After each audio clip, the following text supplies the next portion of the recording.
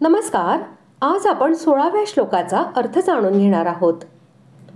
ध्यानयोगाचा प्रकार व फल सांगितले. आता ध्यानयोग्याला आहार, विहार व शयनादी यांचे नियम कशा प्रकारचे असले पाहिजेत हे जाणण्याची आकांक्षा झाल्यावर भगवंत 2 श्लोक सांगत आहेत. श्लोक 16. नात्यश्नतस्तु योगोऽस्ति न चैकान्तमनश्नतः न चातिस्वप्नशीलस्य जाग्रतो नैव चार्जुन.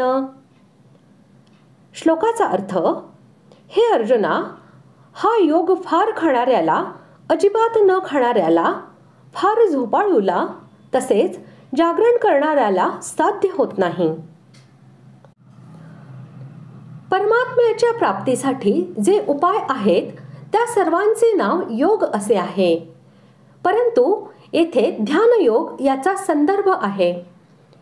हा शब्द जो संपूर्ण दुःखाचा आत्यंतिक नाश करून परमानंद व परमशांती यांचा समुद्र असलेल्या परमेश्वराची प्राप्ती करून देणारा आहे, त्या ध्यानयोगाचा वाचक समजावा. अधिक खाणाऱ्याचा योग सिद्ध होत नाही, कारण अन्न अधिक खाण्याने अर्थात भूक लागली नसताना खाण्याने अथवा भुकेपेक्षा जास्त खाण्याने तहान जास्त लागत असते, ज्यामुळे पाणी जास्त प्यावे लागते. अन्न अधिक खाण्याने आणि पाणी अधिक प्यायल्याने पोट जड होत असते. पोट जड झाल्यामुळे शरीरही जड वाटू लागते. त्यामुळे शरीरात आळस उत्पन्न होतो. वारंवार पोटाकडे लक्ष जाते. काहीही काम करण्यास अथवा साधन, भजन, जप, ध्यान इत्यादी करण्यास मन लागत नाही. सुखपूर्वक बसावेही वाटत नाही आणि सुखपूर्वक पडूनही राहावे वाटत नाही किंवा चालणे फिरणेही करावे वाटत नाही. अजीर्ण इत्यादी झाल्याने शरीरात रोग उत्पन्न होतात. म्हणून अधिक खाणाऱ्या पुरुषाचा योग कसा सिद्ध होऊ शकेल? होऊ शकत नाही.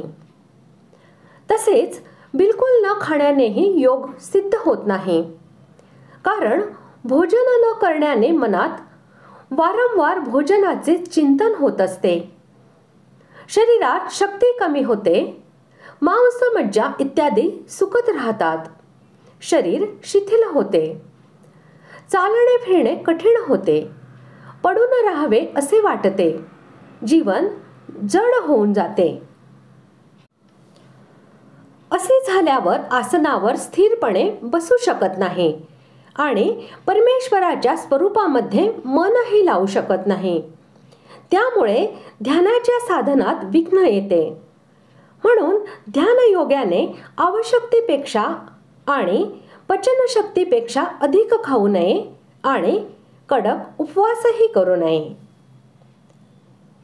फार झोपणाऱ्याला आणि सतत जागणाऱ्याला ध्यानयोग सिद्ध होत नाही.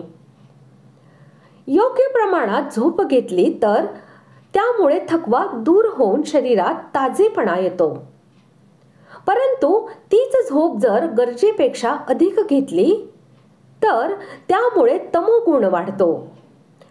तो मनुष्य नेहमी आळसाने घेरलेला असतो आणि त्याला स्थिर होऊन बसण्यास त्रास वाटतो. याशिवाय अधिक झोपल्याने मानवी जीवनातील अमूल्य वेळ नष्ट होतो. अशाच प्रकारे नेहमी जागत राहिल्यामुळे थकवा वाटतो. कधी ताजेपण वाटत नाही. शरीर, इंद्रिये आणि प्राण हे शिथिल होतात. शरीरात अनेक प्रकारचे रोग उत्पन्न होतात आणि नेहमी झोप व आळस हे त्रास देतात.